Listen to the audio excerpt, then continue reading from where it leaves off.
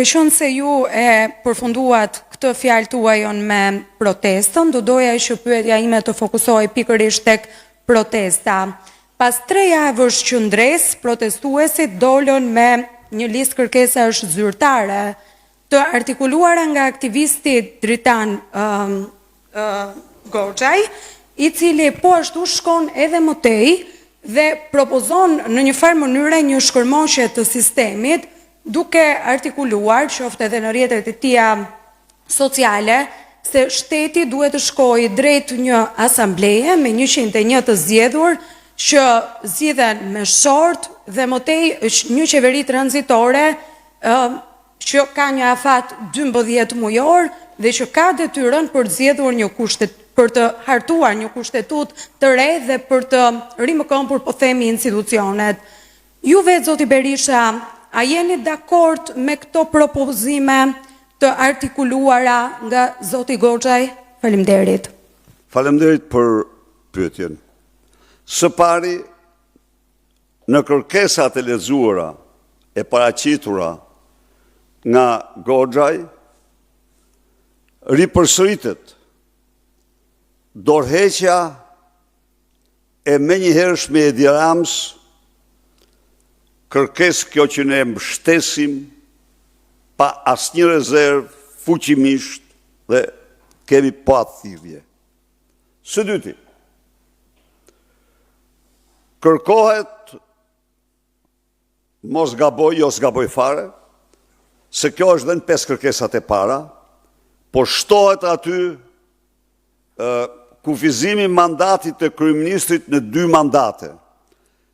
Partia Demokratike është plotësisht dakord. Plotësisht dakord. Që nesër është e gatshme të votojë në parlament dhe të bëjë thirrje qytetarëve të votojë për një mas të tillë. Pse? Pse kjo? Sepse u bë e qartë se Edi Rama nuk lejon rotacionin e pushtetit. Nuk lejon. Për këte, jo se e themi ne, tashmë e thonë dokumenta ndërkombëtare. Atëherë, ka një mençuri. Ta përsaktoj kushtetuesa, ta largoj kushtetuta. Dhe të them dhe një gjë këtu, si kryeministër. Në qoftë se ti punon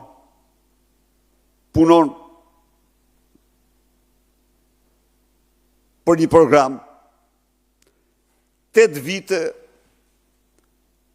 i ke absolutisht të mjaftueshme, jo për zbatimin 100% të ti, nuk them, po për zbatimin e pikave më kryesore të ti dhe për zbatimin e ti në masën 80-90%. Pra,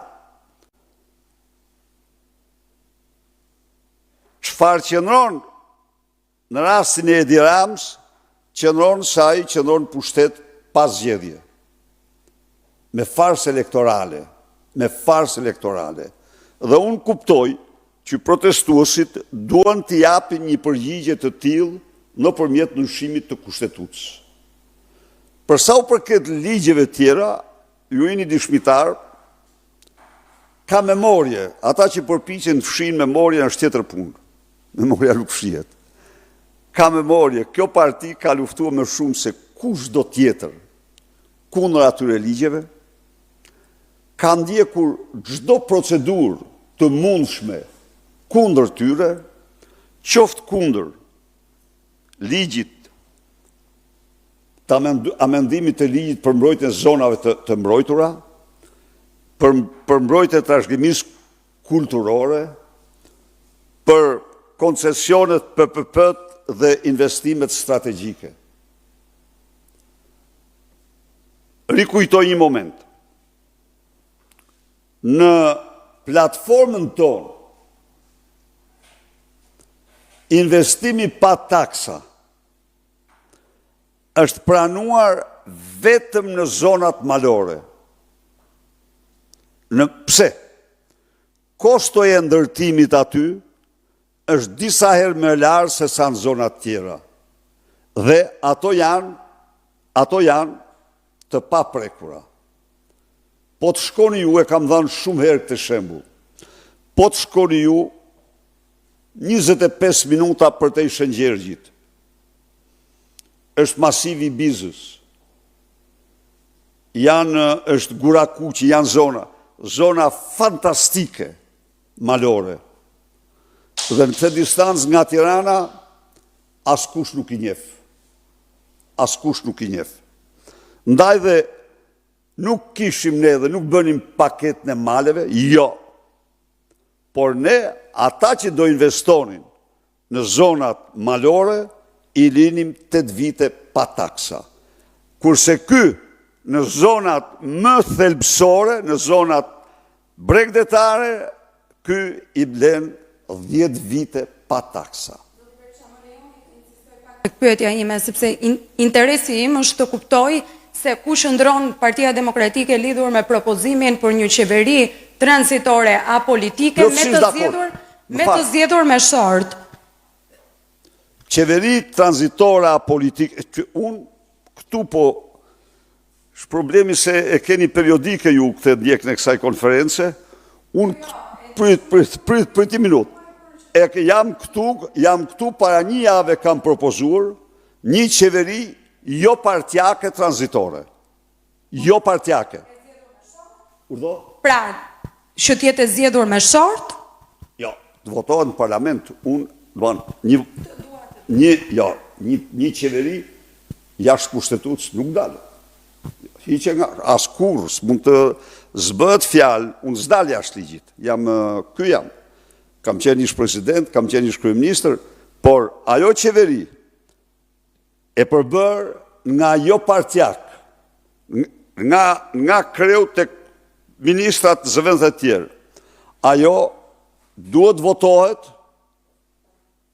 votohet nga parlamentit, marrë vot besimin dhe të çojë në zgjedhje vendin.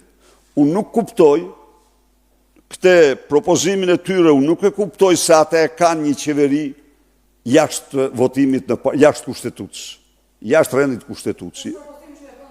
Në rrjetet e veta sociale, prandaj. Është propozim që e bën zoti Goxhaj në rrjetet e veta sociale dhe prandaj po synoj t'ju pyes lidhur me qëndrimin tuaj. Unë kam kuptuar dhe ky është ajo që më shtes unë kam kuptuar kërkesën si një kërkesë për një qeveri jo partjake, të përbërë nga ekspert të shquar, intelektual të njohur, të cilën mbi bazën e një marrëveshje të forcave politike në parlament do marrë votbesim në plot. Unë këtë mekanizëm di. Unë nuk di mekanizëm tjetër të instalimit një qeverie brenda rendit kushtetues. Zoti Berisha, përmes kësaj qeverie teknike a politike, qytetarët po synojnë të zgjedhin edhe një klasë të re politike. Ta quajmë ekspertësh më mirë. Po, ekspertësh. Ndërkohë, duke mos finalizuar ende zgjedhjen e re të kupolës drejtuese të partisë, apo lini mundësinë e hapur që të kemi një konfigurim të ri të leadershipit, jo vetëm për t'i dhënë frymëmarrje të re partisë, por për të ngjallur besimet e të qytetarët në mënyrë që bindjet e tyre ose kjo kauzë e tyre të përkthehet nesër në vot për Partinë Demokratike. Tani, duhet jemi unë kam qenë shumë i qartë. Kjo protest mbështetet plotësisht dhe tërësisht nga Partia Demokratike, antarë dhe simpatizantët e saj. U është bërë thirrje në mënyrën më të përditshme që të marrin pjesë në protestë. 1. 2.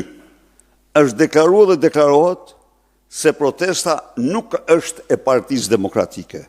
Është protestë qytetare, ndaj dhe është kërkuar të gjithë antarëve dhe mbështetësve të partisë të shkojnë aty si qytetar, jo me logot, me simbolet e partisë. Dhe kjo ka ndodhur. Jam shumë mirënjohës ndaj tyre që kanë zbatuar me përpikmëri direktiven. Së treti, Partia Demokratike denon me forcën më të madhe çdo përpjekje të Edi Ramës, të patronazhistëve, çdo lloj presioni të paligjshëm që bëhet ndaj protestuesve dhe eksponentëve të saj, direkt nga Edi Rama dhe pastaj nga kori i tij. Këto janë qëndrimet tona. Për sa i përket Partisë Demokratike finalizimit, Partia Demokratike ka patur një proces, mund të them, shumë të suksesshëm në Kuvendin Kombëtar. Kuvendi Kombëtar ishte u shpall kuvendi i ripërtritjes partisë dhe në mënyrë absolute bazuar në votën e atyre delegatëve, Këshilli Kombëtar i Partisë Demokratike ka dalë dhe është këshilli i ripërtritjes. Ndaj dhe ju mund të merrni listën dhe shihni se si në këtë këshill numri i trive është dyfishuar, përqindja grave ka arritur në 38-39%, vetë me votën, pra ka një hap. Tani pritet që ky hap të transpozohet ose të pasqyrohet dhe në zgjedhjen e forumeve tjera të partisë. Është në tagrin e delegatëve e antarëve të Këshillit Kombëtar të reflektojnë dhe të pasqyrojnë frymen e Kuvendit Kombëtar.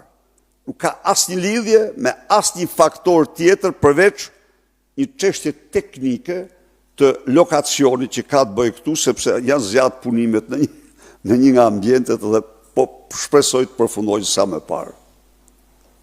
Zoti Berisha, prej ditësh Edi Rama dhe Taulant Balla kanë publikuar dokumenta kundër protestuesve të angazhuar në luftën e UÇK-s. Konkretisht, për të sulmuar Dritan Ngoxhajn, Taulant Balla ka publikuar një listë pagese.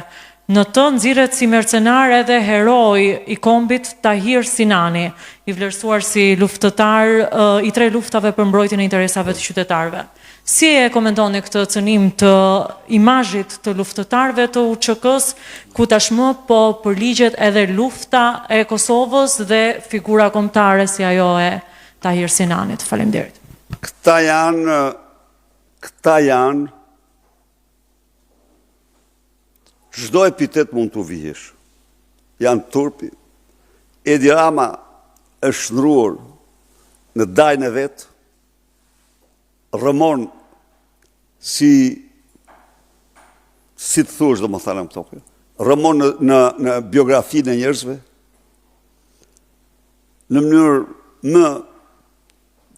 më perverse, më të përçmuar. Përpiqen të manipulojnë me dokumenta duke falsifikuar firma e të tjerë, por unë shpreh dhe shpreh prap se lufta çlirimtare e shqiptarëve në Kosovë, se nuk është e Kosovës, por mos harro se janë me dhjetra të rënë. Nga Berati, nga Kavaja, nga Tropoja, nga Kuksi, nga Hasi, e tjerë janë me dhjetra, janë shumë, që kanë ra për të bërë të pavdekshëm për lirinë e Kosovës. Kështu që këto që përpiqen të përbaltin luftën, të përbaltin herojtë e luftës, janë mund të them çdo epitet, po ndalen me kaq vetëm anti-shqiptar që kanë shit shpirtin e tyre tek droga, krimi, vjedhjet dhe smeritojnë, janë turpi i kombit, Nuk kanë asnjë lloj, merren i kam vurë, merren ti ke qenë kështu, ke qenë ashtu, ke qenë ky, ke qenë ai. Apo si ai që janë zori ato 17 kompanit e patate apo jo? Në parlament. Krimi se kishte 17 kompani. Me një fjalë, këta kanë humbur logjikën, nuk kanë legjitimitet, qëndrojnë si hajdut në detyrë, duhet të largohen 1 minutë më parë. Nuk kanë marrë fund, nuk kanë më shpresë.